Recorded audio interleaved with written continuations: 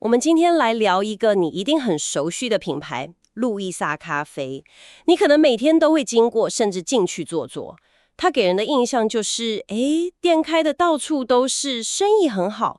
但你可能不知道的是，这个全台湾店数最多的咖啡龙头，它的财报数字其实非常惊人，但不是你想的那种惊人。没错，根据你提供的资料，路易莎在2024年营收高达23.9亿，毛利率也创下46% 的新高。哇，这数字听起来非常漂亮。非常漂亮。但你翻到最后，净利竟然不到1亿元。你想想看，这有多夸张？平均分摊下来，一间门市辛辛苦苦经营一整年，净赚不到20万。一个月赚不到2万块。可能比请一个工读生的薪水还低耶。这真的太反直觉了，难怪他们一度撤回了上柜申请。我想就是这种获利状况，在资本市场上很难说出一个吸引人的果实。是，所以一个看起来这么风光的品牌，钱到底都跑去哪了？这个问题问得很好，这就是我们今天要深入探讨的任务。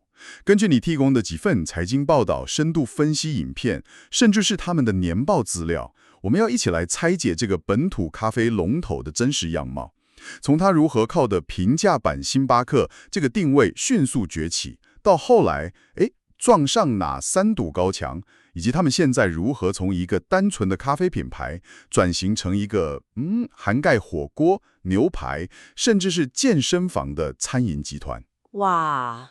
这张分析是为了让你彻底看懂这个你我身边的品牌，它背后精彩又艰困的商业生存战。好的，那我们就从头开始吧。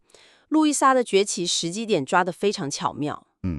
创办人黄明贤从烘豆师起家，他显然看到了当时市场上的一个巨大缺口。你抓到重点了。在当时的台湾，喝咖啡的选择其实很两极，要么就是去很贵的星巴克，享受那个空间和品牌感，对，要么就是去巷子里很有个性，但品质可能不太稳定的那种独立小店。路易莎就是很精准地切入了这个中间地带。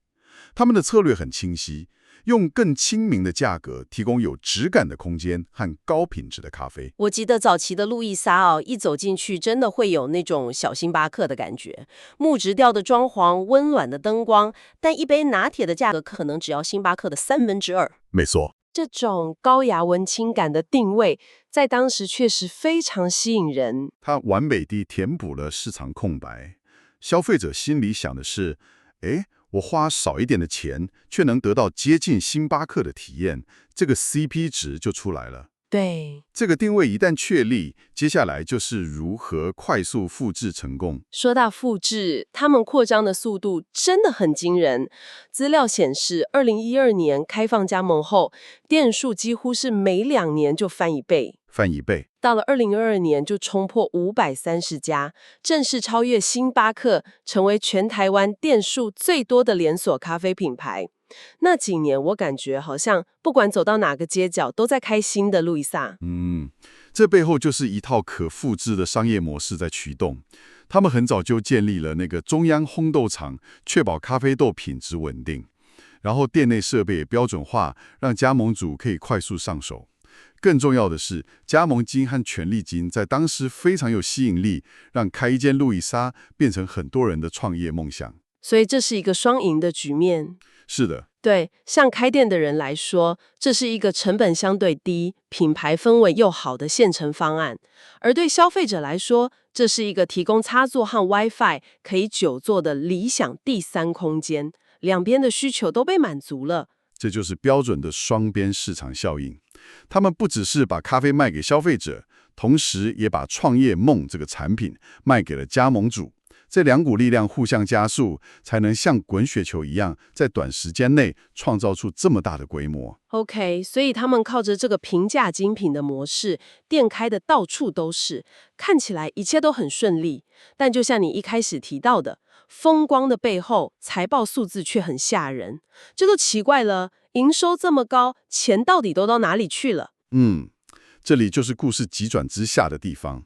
他们同时撞上了好几堵高墙。第一堵墙就是成本。成本，特别是原物料。国际咖啡期货因为产区气候异常这些因素一路飙涨，创办人黄明贤自己就提过，光是咖啡豆价格上涨，就让公司每个月的成本增加了将近600万元。一个月600万，一年就7200万，这数字很可观呢。但我在看财道的时候，有个数字一直讲不同，他们的毛利明明很高，代表卖咖啡本身是赚钱的，但净利却被吃掉一大块，账上有一笔快4000万的业外亏损。这跟卖咖啡有什么关系？听起来不像咖啡豆成本啊，这笔钱是从哪冒出来的？这里就是最关键的魔鬼细节了。这笔亏损来自于公司为了锁定咖啡豆成本，进行了咖啡期货的避险操作。期货？对，简单来说，他们预期咖啡豆会涨，所以先在期货市场买进，想锁住价格。结果市场走势不如预期，这笔避险操作反而造成了巨额亏损，直接把大部分的净利都侵蚀掉了。等等，期货避险，他们是咖啡店又不是投资，怎么会亏在这里？这听起来完全是另一个故事了。没错，本业辛辛苦苦赚来的钱，结果在金融操作上赔掉了。这就是规模化经营的两难。当你的采购量大到一定程度，就必须考虑原物料价格波动的风险，所以金融避险是常见的工具。但工具是中性的，用得好可以稳定成本，用不好就像这样，反而重创获利。了解，这也是为什么财报看起来这么矛盾，毛利很高，净利却很薄，中间的缺口就是从这里来的。我明白了。那除了这个意想不到的财务黑洞，下一个挑战就跟你我可能都有的印象有关了，就是路易莎店里总是有很多带着笔电只点一杯咖啡就坐一下午的人。没错，这真是品牌定位的双面刃。一开始提供插座和 WiFi 是他们吸引人潮的巨大优势，成功打造了第三空间的形象。但当品牌成熟后，这个优势反而变成了获利的包袱。这我完全有感。上次我下午想找间路易莎跟朋友聊事情，走进去看到满满都是人，但仔细一看，几乎每个人桌上都只有一杯喝到见底的咖啡和一台笔电。我们根本找不到位子，就好离开。你刚才的经验就是店家每天都在面对的困境。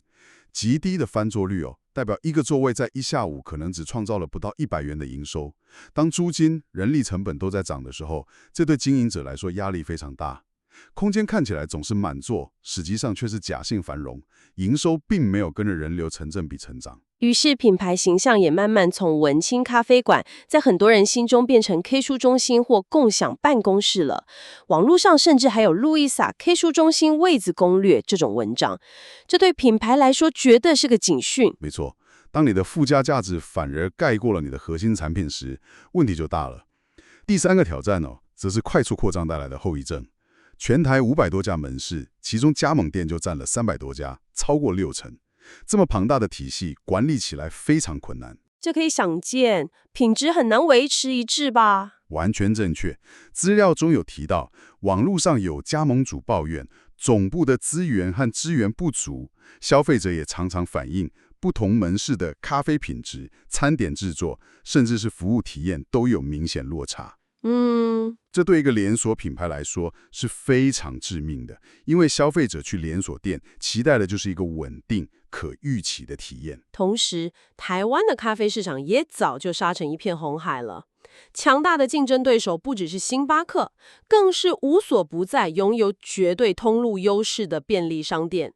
我看资料分析，路易莎为了跟超商一杯45元的咖啡竞争，有时会推出折扣，结果在原物料上涨的时候，自己的利润空间就被进一步压缩，可以说是腹背受敌。你总结得很好，所以你看期货操作的业外亏损，低翻桌率的定位困境，再加上加盟体系品质难控管与市场饱和的夹击，这3座大山同时压下来，才造成了路易莎营收虽高，获利却很薄的窘境。换作是其他品牌，面对这种情况，可能就选择缩编或直接涨价了。但路易莎显然不甘心只做防守，他们的反击策略是什么？他们的反击是从内部开始的。第一步就是回过头来强化自己的供应链，也就是垂直整合。垂直整合，对，他们很早就开始布局，从2015年建立中央烘豆厂，到后来陆续成立面包厂、餐食厂和陆务中心。这样做最直接的好处是什么？听起来要投入很多资本诶。最大的好处就是掌控力和成本效益。透过大量自制、集中采购，他们可以绕过中间商，把利润留在自己手上，并且发挥规模经济的效益，把原物料成本压下来。这也就是为什么，尽管面临咖啡豆价格飙涨的压力，他们的毛利率还能不降反升，创下新高的主因。他们把成本控制的能力牢牢掌握在自己手里。好的，控制了成本，下一步就是想办法提高收入了。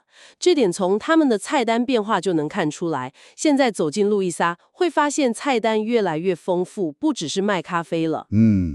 这是非常关键的策略转变，核心目标只有一个：拉高客单价。拉高客单价。既然无法改变客人久坐的习惯，那就改变客人在店里的消费内容。他们大力推动毛利更高的轻食、甜点、沙拉，特别是那个健康好食系列的餐盒。那些餐盒看起来卖得不错。是，资料显示，在一些主要门市，光是卖这些餐盒，一个月就能额外增加大约20万的营收。哇，一个月20万呢？这等于是直接改变了商业模式。目标很明确，让客人不只是来喝杯饮料，而是直接在店里解决一餐。这样一来，就算他还是做很久，至少客单价从一杯咖啡的钱变成了一份餐加一杯饮料的钱，对营收的贡献就完全不同了。这算是很聪明的应对方式。但他们最大胆的一步，应该还是跨出咖啡领域，这也是他们最重要的转型策略。没错，这一步棋可以说是跳跃式的转型。2025年1月，路易莎一口气并购了多个餐饮品牌，版图瞬间扩大，横跨了泰式料理出太皮骨、牛排馆清燕炭火熟成牛排、日式火锅单身炊事、茶食馆久仰、蔬食餐厅光贝若蔬食，甚至还有健身房 Self Room。健身房？等一下，从咖啡到健身房，这个跳跃也太大了吧？对，这是在学日本的教育书店什么都包办吗？我有点看不懂这一步棋的逻辑。从泰式料理到健身房，这中间的共同点是什么？这是个广号的问题。表面上看，这些品牌确实五花八门，但他们的核心逻辑其实是后勤共享。后勤共享。对，他们赌的是，无论是牛排、火锅还是蔬食，背后的食材采购、中央厨房处理、物流配送，都可以利用路易莎已经辛苦建立起来的这套强大系统。啊，我懂了。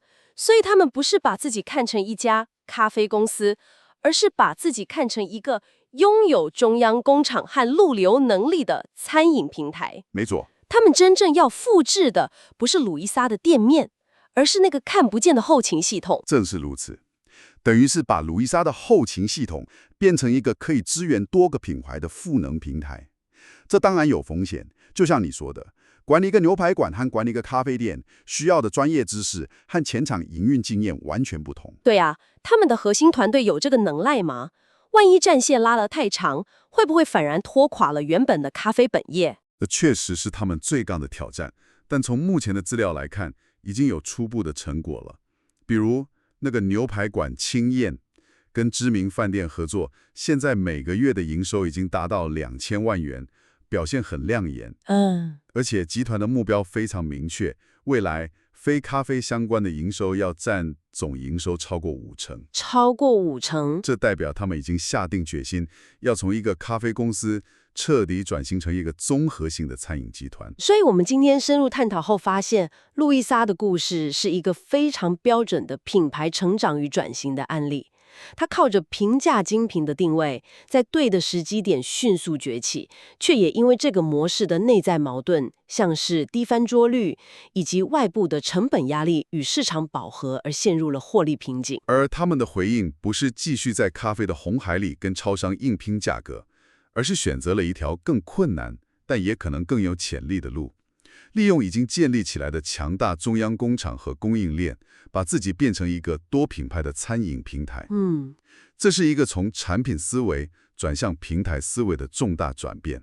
也就是说，你眼中的路易莎，未来可能只是这个庞大集团旗下的一个流量入口而已。在了解了这一切之后，我们最后想留给你一个问题思考：你认为路易莎这种多角化的策略是明智之举吗？他们等于是在赌后勤平台的效率可以战胜跨足不同餐饮领域的专业门槛？还是他们其实应该更专注于提升路易莎咖啡本身的核心品牌价值和体验，去真正挑战星巴克的地位，而不是让自己变成一个什么都卖的餐饮集团。一个品牌在试图满足所有人的时候，它原有的灵魂和魅力还能剩下多少呢？